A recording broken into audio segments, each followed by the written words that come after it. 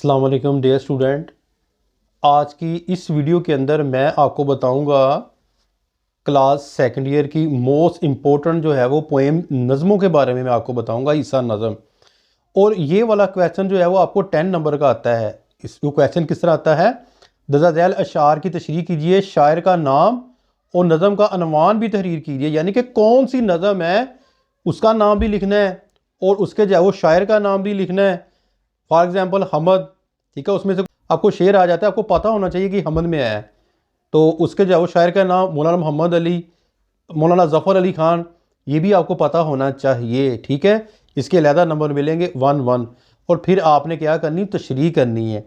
तशरीह के अंदर आपने जो है वो डिटेल के साथ इस नज़म के बारे में लिखना है, फिर ही आपको जो है वो 10 नंबर मिलेंगे।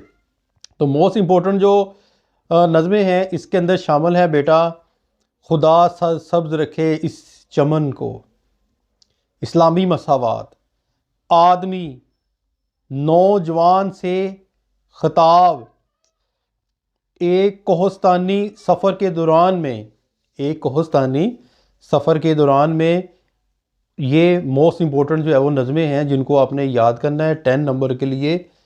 तो उम्मीद करता हूँ कि आपको ये जो वीडियो है आपके एनुअल एग्ज़ाम के अंदर बहुत ज़्यादा मददगार साबित होगी।